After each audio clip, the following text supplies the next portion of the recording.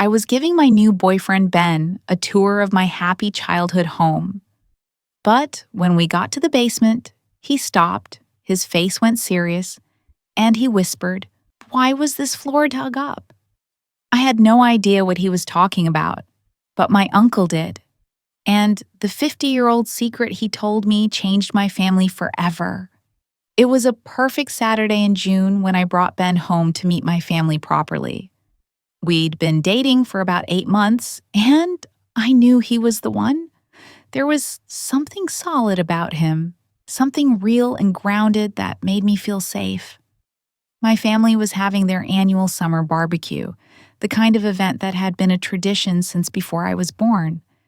My dad always insisted on hosting it at the house where I grew up, the same house where he and my uncle had been raised. The house sat on a quiet street lined with old oak trees. It was a classic two-story colonial with white siding and black shutters. The front yard always smelled like fresh-cut grass in the summer, and the backyard had a sprawling garden that my mother tended with almost religious devotion. This wasn't just a house. It was the foundation of every good memory I had. I pulled into the driveway around noon, an hour before most of the guests would arrive. Ben squeezed my hand as we got out of the car. He'd met my parents briefly once before at a restaurant, but this was different. This was my world, my history, and I wanted him to understand where I came from. My dad was already in the backyard setting up the grill when we walked around the side of the house. He looked up and waved, his face breaking into that wide, warm smile that had comforted me through every scraped knee and broken heart of my childhood. At 72, he still stood tall and moved with purpose. His hair had gone completely white, but his eyes were the same bright blue I remembered from every birthday party and Christmas morning. "Clara! Ben, you're early! Perfect timing to help your old man," he called out, wiping his hands on his apron. It was the same ridiculous apron he'd worn for 20 years, covered in faded jokes about grilling and beer. Ben immediately walked over and shook his hand. They started talking about the grill, about charcoal versus gas, about the best way to season ribs. I watched them interact and felt a warmth spread through my chest.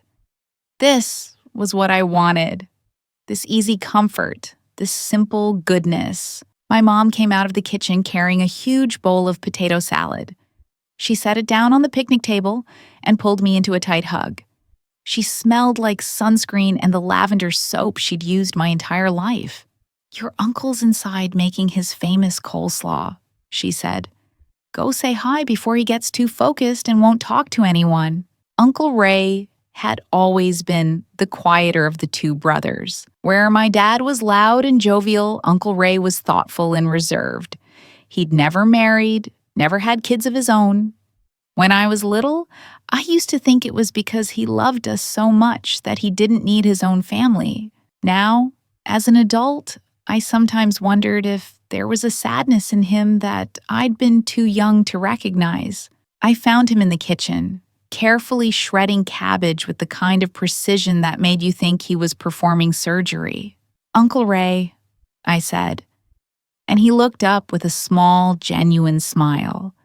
His face was more lined than my dad's, and he always looked a little tired, but his smile was kind.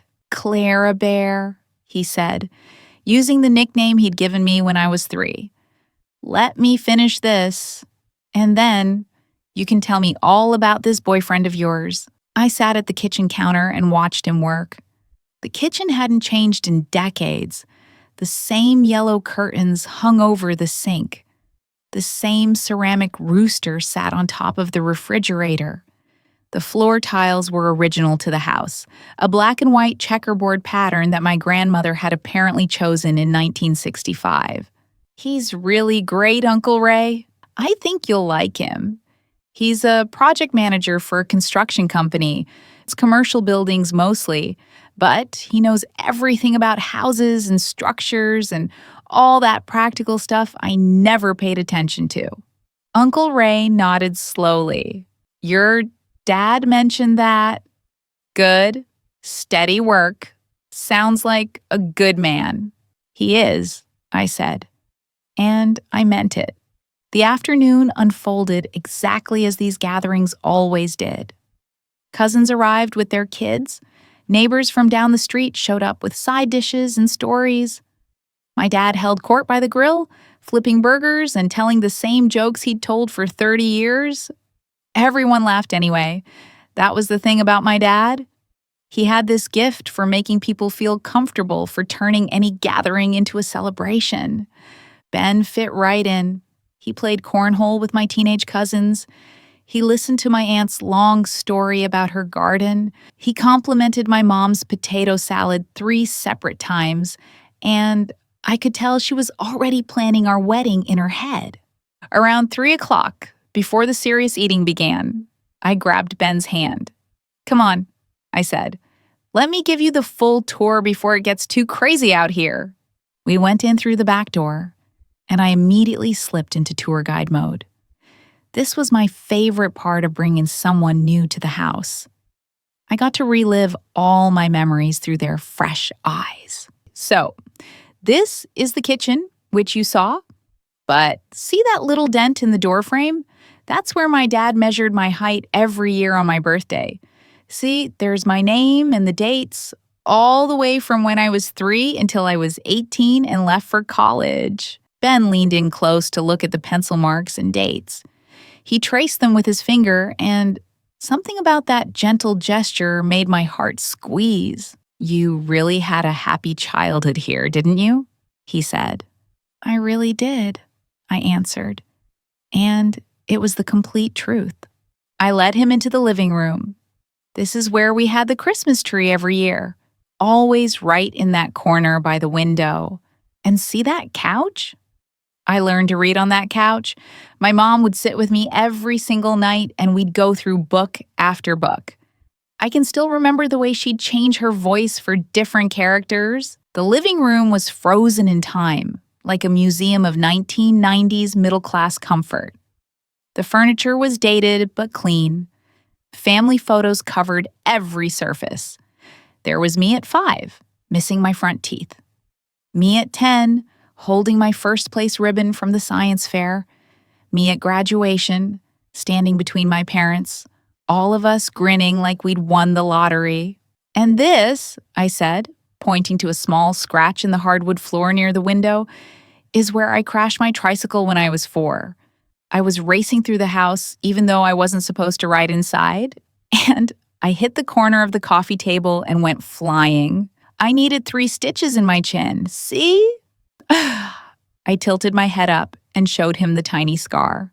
Ben laughed and kissed the scar gently. "Troublemaker," he said. We went upstairs, and I showed him my old bedroom. My parents had left it mostly intact, though they'd removed the embarrassing boy band posters and turned it into a guest room. The window seat was still there, though, tucked into the alcove overlooking the backyard. I sat down on it and patted the space next to me. This was my favorite spot in the whole house. I'd sit here for hours, reading or just watching the birds. When I was upset about something, I'd come up here and hide. It felt like my own little world. Ben sat next to me and put his arm around my shoulders. We looked out at the backyard, where my family was laughing and eating and enjoying the perfect summer day. "I can see why you turned out so well," he said. "You had a really solid foundation." I leaned into him. "I know how lucky I am. Not everyone gets this." We stayed there for a moment, just watching. And then I stood up. "Come on, I'll show you the basement, and then we should get back to the party before my mom sends a search team." The basement stairs were narrow and steep, the kind of stairs that every old house seems to have. I flicked on the light, and we descended into the familiar, cool darkness. The basement had always been half-finished. One part was carpeted and had been turned into a playroom when I was little. The other part was pure utility: concrete floor, exposed joists, the furnace, boxes of Christmas decorations, and old tax documents. "This was my domain when I was a kid," I said as we reached the bottom. My brother and I would play down here for hours. We had the best hide and seek games. See that corner behind the furnace? That was the absolute best hiding spot. Nobody could ever find me there. I walked over to a stack of plastic bins, and all our old toys are still here. My mom can't bear to throw anything away. Look, here's my old Barbie collection, and this bin has all my brother's action figures. I was busy pulling out toys and laughing at the memories when I realized Ben wasn't responding. I turned around and saw him standing in the utility section of the basement, staring at the floor. His expression had changed. The easy, relaxed smile was gone, replaced by something more serious, more focused. Ben? What's wrong? He didn't answer right away. He walked slowly across the floor, his eyes scanning the concrete. Then he looked up at the floor joists above his head. He reached up and ran his hand along one of the large wooden beams. Clara, come here for a second. I walked over, still holding a Barbie with matted hair and a missing shoe. What is it? He pointed at the floor. Do you see how this section of concrete is a different color? I looked down. The floor was concrete, gray and solid, just like it had always been. I don't know. Maybe. It's just an old floor, Ben. It's probably been patched over the years. Look closer, he said. And there was something in his voice that made me pay attention. See that rectangle? It's about 4 feet by 6 feet. The concrete inside it is lighter, and the texture is different. It's rougher, less finished. I squinted at the floor. Now that he pointed it out, I could kind of see what he meant. There was a section that did look slightly different. But I'd been running around this basement my entire childhood and had never noticed it before. Sure. So, they patched it at some point. Old houses need repairs. Ben shook his head. He was in full professional mode now. Look up at the joist directly above this section. I looked up. The wooden beams all look the same to me, thick and old and covered in cobwebs. That main support beam has been cut, Ben said, pointing. See where it looks like 2 pieces joined together with those metal plates and bolts? That's called sistering. You do that when a beam has been damaged, or in this case, cut. And see how rough the work is? A professional wouldn't have done it like this. This was done by someone who didn't really know what they were doing. I stared at the beam, trying to understand what he was telling me. So, someone had to cut the beam to fix something? Maybe, Ben said slowly. But you don't cut a main support joist unless you absolutely have to. These beams are critical to the structure of the house. And you definitely don't cut one just to fix a pipe or run electrical. You'd go around it. He looked back down at the concrete. Clara, why is this section of the floor different? Why would someone need to dig up a huge section of the basement floor and then patch it back? This wasn't a plumbing repair. This wasn't electrical. It looks like they dug something up. A strange feeling started in my stomach, something cold and uncomfortable. Dug something up? Like what? Ben looked at me, and I could see he was trying to be gentle. I don't know. But this was a big job. You don't do this kind of work unless you have a really serious reason. I laughed, but it sounded forced even to my own ears. Ben, I've been coming to this basement since I was born. There's nothing weird here. It's just an old house. Old houses have quirks. This isn't a quirk, he said quietly.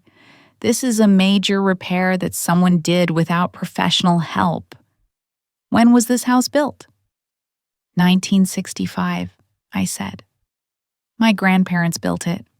And your dad and uncle grew up here? Yes. They inherited it when my grandparents died. My dad bought out my uncle's share and raised us here. Ben walked around the patched area again, studying it. Clara, I'm not trying to freak you out, but in my professional opinion, someone dug up a significant portion of this floor at some point. They broke through the concrete, they cut a main support beam, and then they filled it all back in. And whoever did it didn't hire a professional.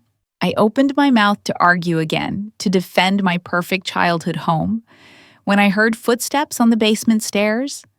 We both turned to see Uncle Ray coming down, moving carefully on the steep steps. Your mom wanted me to tell you that your dad's about to serve the ribs, and you know how he gets if people aren't ready to eat right when he. Uncle Ray's voice trailed off. He'd reached the bottom of the stairs and seen where we were standing. His face went pale.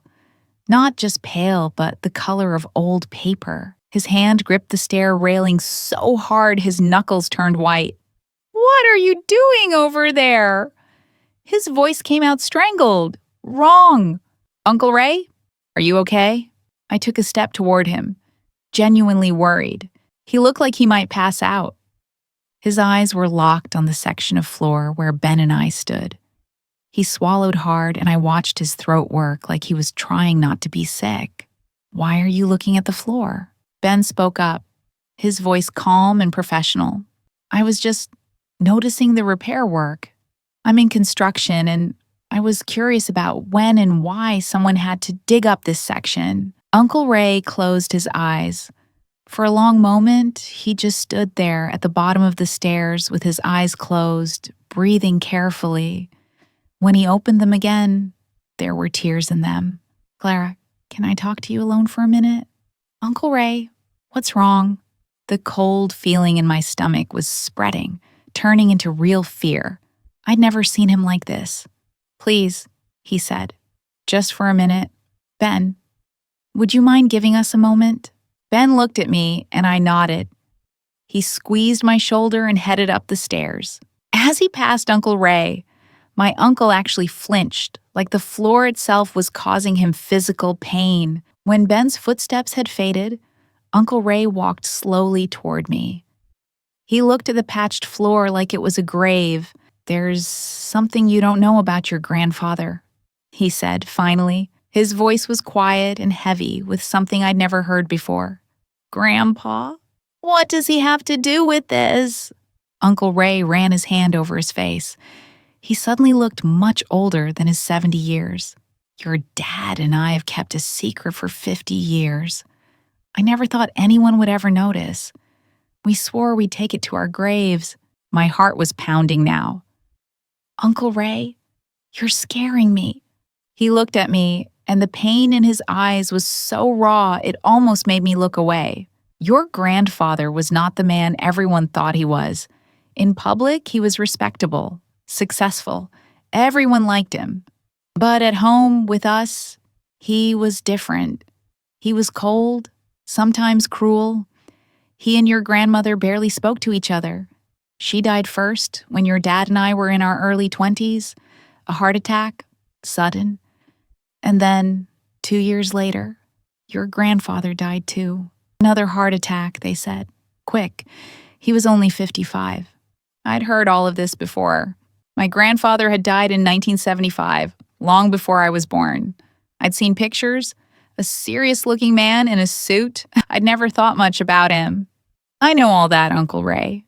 But what does that have to do with the floor? Uncle Ray looked down at the patch again. After your grandfather died, your dad and I were going through the house. We were young and stupid and broke. The funeral had been expensive. There were debts we didn't know about. The house had a mortgage. We were desperate. He stopped and took a shaky breath. Your dad found something. A letter hidden in your grandfather's desk. It was in your grandfather's handwriting, and it said that if anything happened to him, there was something important under the floor in the basement. It gave measurements. Said there was a safe buried there. I stared at him. A safe? Under the basement floor? We thought it would be money, Uncle Ray continued. His voice was flat now, like he was reciting something he'd memorized against his will. We thought maybe he'd hidden cash or bonds or something valuable. We were so broke, Clara. Your dad had just gotten married. I was trying to finish college. We convinced ourselves that whatever was down there was meant for us, that we deserved it. I couldn't speak. I just listened as 50 years of silence came pouring out of my uncle. We got drunk first. We needed the courage. And then we came down here with a sledgehammer and a pickaxe. We broke through the concrete right here. He pointed at the patch. It took us hours. We were swinging like madmen, not knowing what we were doing. We hit that joist with the pickaxe by accident and had to figure out how to fix it. We finally broke through. And there it was. A metal safe, just like the letter said, buried about 3 feet down. What was in it? I whispered. Uncle Ray's face crumpled. Not money. Documents, letters, photographs. He paused, and when he spoke again, his voice cracked. Your grandfather had another family, another wife, or at least another woman he'd been with for years. And kids. 2 of them, a boy and a girl. The basement seemed to tilt around me. What? He had a second family, Clara, across town. He'd been living a double life for over 20 years. The documents in the safe were deeds to another house, one we'd never heard of. Love letters, birth certificates, photographs of him with these other children, smiling with them, holding them. He looked happier in those photos than we'd ever seen him. I couldn't process what I was hearing. It was too big, too impossible. That's not... How could he... Your grandmother never knew. We're sure of that. She died thinking she'd been married to a faithful man. But your dad and I, we found the truth after they were both gone. Why didn't you tell anyone? I asked. My voice sounded strange.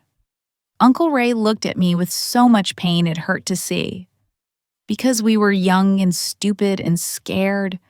Because your dad had just gotten married and wanted to start fresh. Because I couldn't stand the thought of people knowing that our father, the man who raised us, had this whole other life that he loved more than us. We felt like fools. We weren't enough. He gestured to the floor again. So, we made a decision that night. A terrible, stupid decision. We burned everything. All the documents, all the photos, all the evidence. We took it out to the yard in the middle of the night and burned it all. Then we filled the hole back in. We mixed the concrete ourselves, did our best with the joist. We swore we'd never speak of it again. We pretended we'd never found anything. But, Uncle Ray, there were other people involved. What about the other family? Didn't they? We never contacted them, he interrupted. We were cowards. We told ourselves it wasn't our problem. The house across town was in their name. There was probably life insurance. We convinced ourselves that dealing with it would only cause more pain. So we buried it, literally. He looked at me with desperate eyes. And it destroyed us, Clara. Not right away, but slowly over the years. Your dad and I used to be close.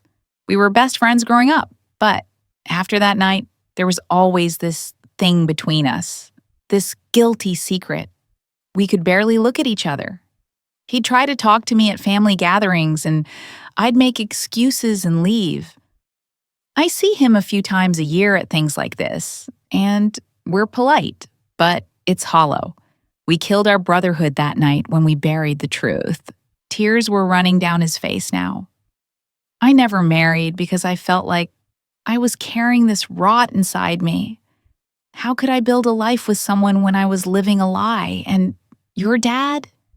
He built this perfect family, this perfect life, but I always wondered if he was trying to prove something. Trying to be the father that our father wasn't, but the secret was always there, eating at both of us. I felt dizzy. The basement, my safe childhood basement, suddenly felt like foreign territory. Does my dad know I'm finding out? Not yet, Uncle Ray said. But he will now. The secret's out. Your boyfriend saw it in 5 minutes, 50 years, and we thought we'd gotten away with it. But we didn't really. It's been there the whole time, right under your feet every Christmas and birthday and Sunday dinner. You were playing above it your whole childhood. I looked down at the concrete patch. Such a small thing, such a simple repair. But underneath it was the death of my family's history as I knew it. I need to talk to my dad. I know, Uncle Ray said quietly. I'm sorry, Clara. I'm so sorry you had to find out this way. I'm sorry we kept it hidden. I'm sorry for all of it. I walked past him and up the basement stairs on shaky legs. The sounds of the barbecue filtered through the house, loud and cheerful and completely wrong. I could hear my dad's laugh booming from the backyard. That laugh that had always meant safety and joy. How could I hear it the same way now? Ben was waiting in the kitchen. He took one look at my face and pulled me into his arms. What happened? I need to talk to my dad, I said into his chest. Can you just stay here for a minute? He nodded and let me go. I walked out the back door into the bright summer sunshine. My dad was indeed serving the ribs, making a big show of it, wearing ridiculous oven mitts and calling out announcements like a carnival barker. Everyone was laughing.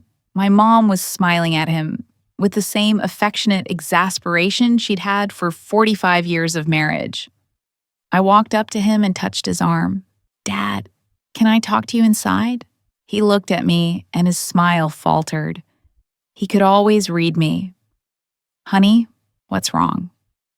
Inside, please. He set down his tongs and followed me into the house. I led him to the living room where we could have privacy. Ben was still in the kitchen, giving us space. Uncle Ray hadn't come up from the basement yet. Dad, I need you to tell me about the basement floor. His reaction was instant.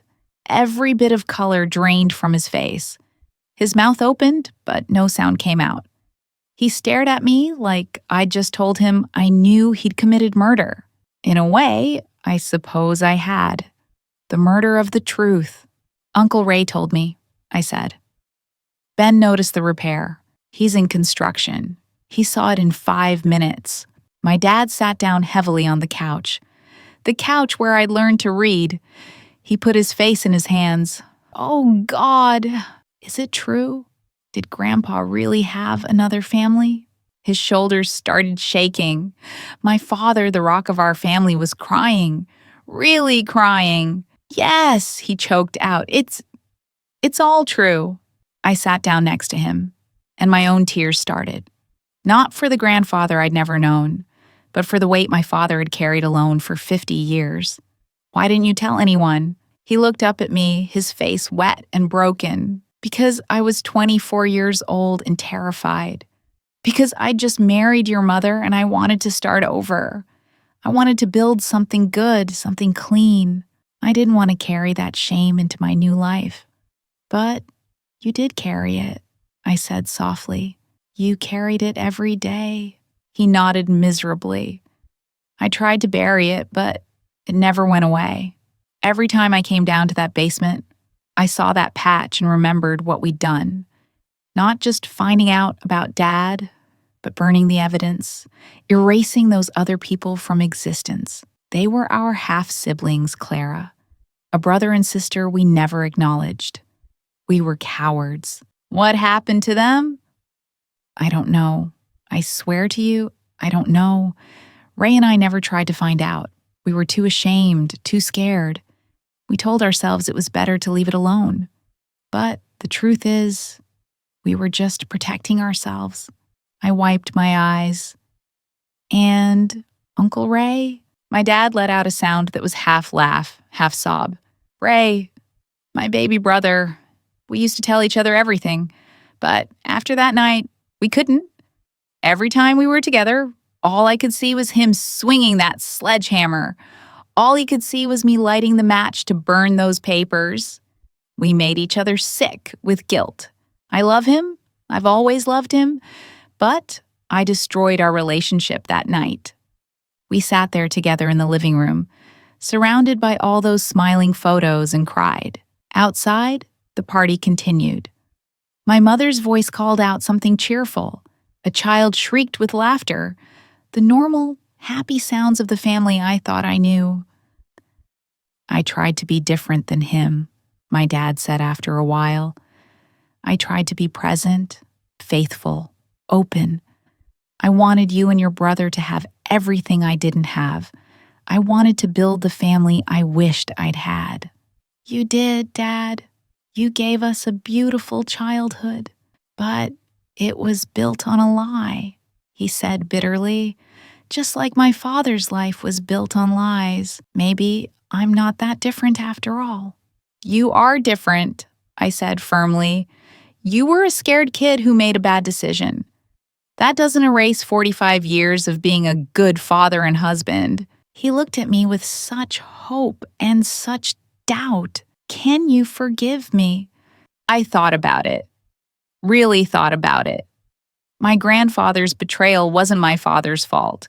The choice to hide it, to burn the evidence, that was a mistake, a big one. But he'd been young and overwhelmed and trying to survive. Yes, I said finally. I forgive you, but, Dad, you need to talk to Uncle Ray. Really talk to him. This secret has been killing both of you. He nodded slowly. I know. I've known for 50 years. I just didn't have the courage. Do it now, I urged. He's still downstairs. Go talk to him. My dad stood up on unsteady legs. He looked old suddenly, every one of his 72 years visible in his face. He walked toward the basement door, then stopped and turned back to me. Clara, I'm proud of you. You know that, right? I'm proud of the woman you've become. And that Ben? He seems like a good man. He is, I said. Bring him outside when you're ready. We'll save you some ribs. He went down the basement stairs, and I sat alone in the living room. I could hear the murmur of voices from below, rising and falling. I couldn't make out words, but I could hear the emotion. Ben came in from the kitchen and sat next to me. He didn't ask questions, just put his arm around me and waited. That was one of the things I loved about him. He knew when to push and when to just be present. My grandfather had a secret second family, I said finally. My dad and uncle found out after he died. They dug up the basement floor to get to a safe he'd buried. They found all the evidence and burned it. They've been carrying that secret for 50 years, and it's been destroying them. Ben was quiet for a moment. I'm sorry. I didn't mean to open this up. No, I said quickly. I'm glad you did. It was eating them alive. They needed it to come out. Are you okay? I thought about it. I don't know yet. It's a lot. My whole understanding of my family history just changed. But also, it explains things. Little things I noticed, but never understood. Why Uncle Ray always seemed so sad. Or why there was sometimes this weird tension between him and my dad. We sat there for maybe 20 minutes. Eventually, I heard footsteps coming up from the basement. Both my dad and Uncle Ray emerged. Their eyes were red, but there was something lighter about them, something unburdened. My dad saw me and walked over. We talked, really talked, for the first time in 5 decades. Uncle Ray stood in the doorway, looking uncertain. I got up and walked over to him and hugged him hard. I love you, Uncle Ray. Nothing changes that. He hugged me back, and his whole body shook. Thank you, he whispered. The 4 of us stood there in the living room, the basement door still open behind them. My dad cleared his throat. We need to tell your mother and your brother, and we need to try to find out what happened to them. To our half-siblings, we should have done it 50 years ago, but we can at least try now. They'd be in their 60s now, Uncle Ray said, if they're still alive. We don't even know their names. We can try, I said. We can hire someone to help us search. There have to be records somewhere. My dad nodded. You're right. We'll do it. No more hiding. We went back outside together. My mom took one look at my dad's face and started toward us with concern, but he shook his head slightly. Later, he mouthed to her.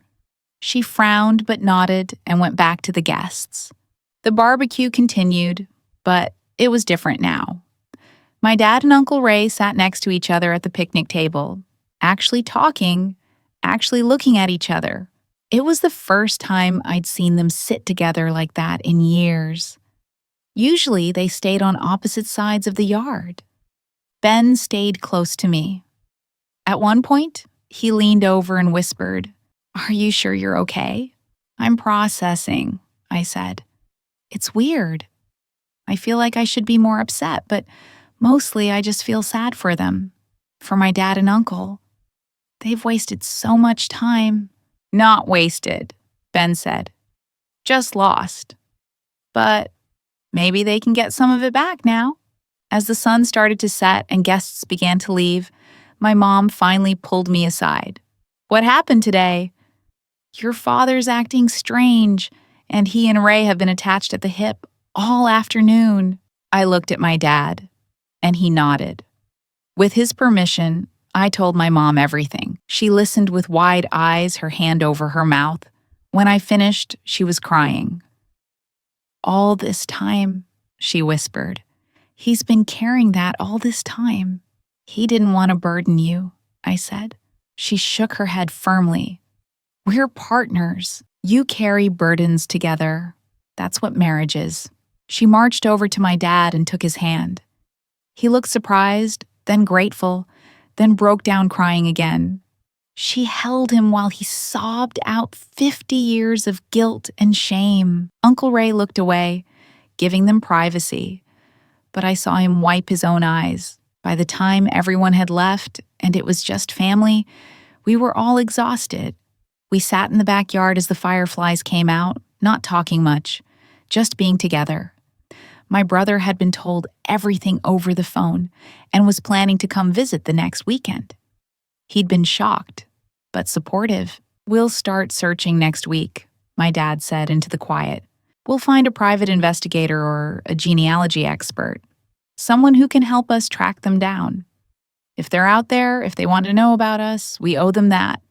"What if they're angry?" Uncle Ray asked quietly.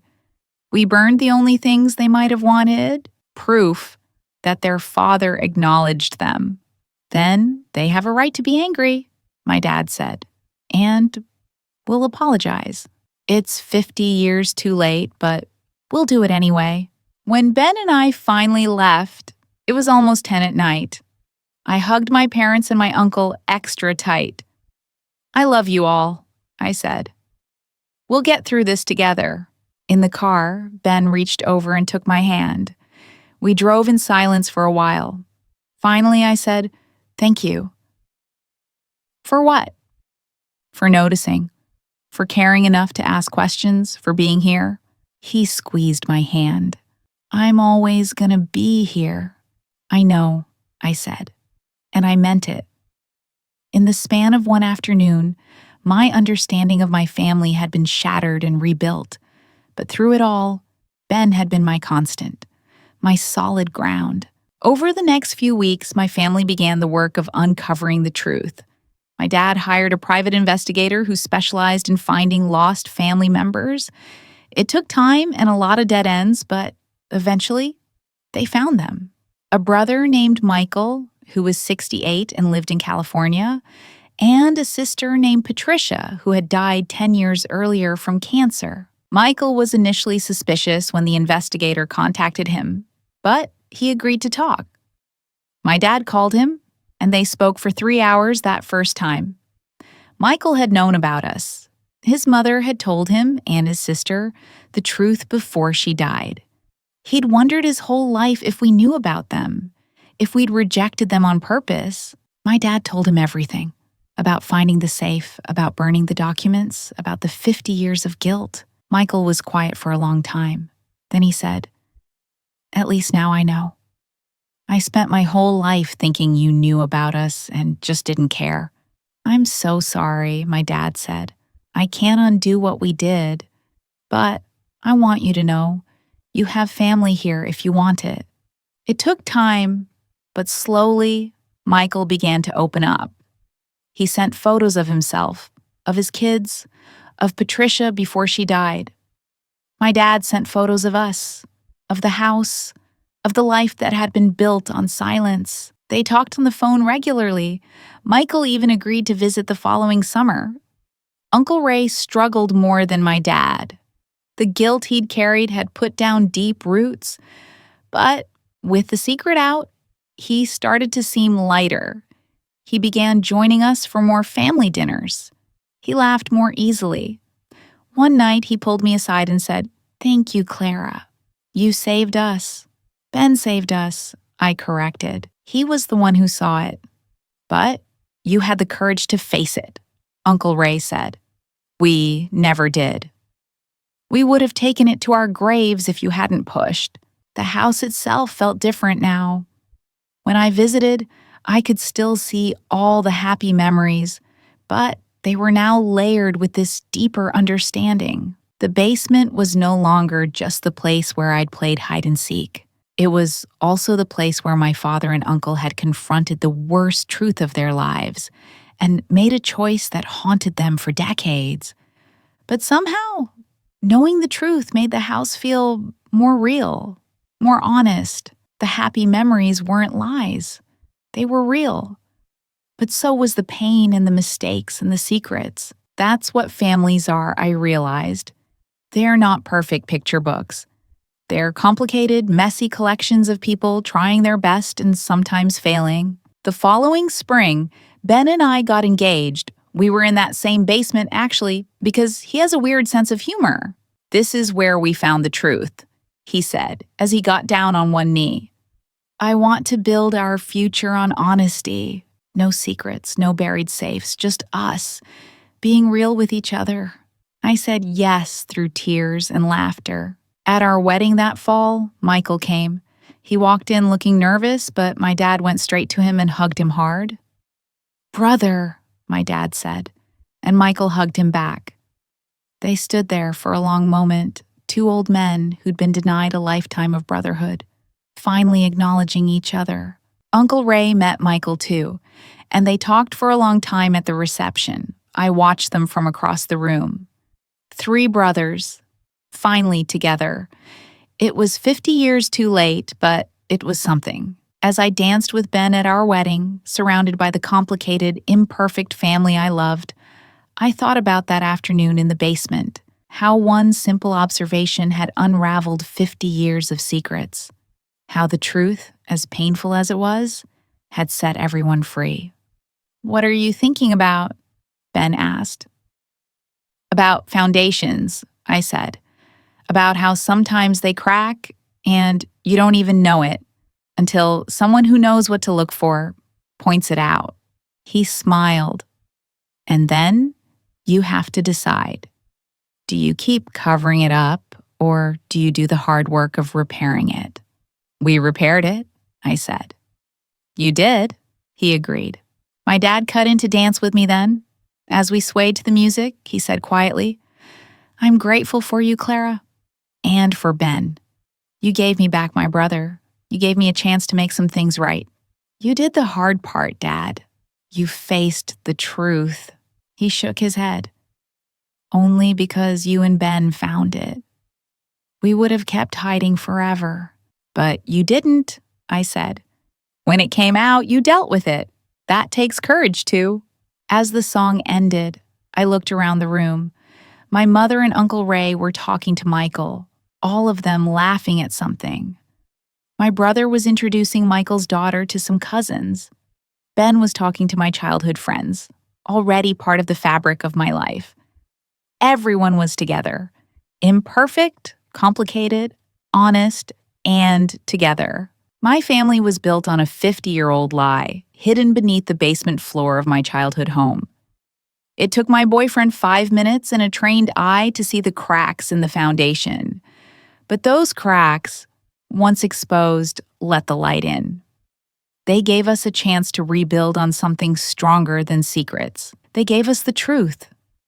Have you ever had an outsider's perspective change the way you see your own family? Let me know in the comments below.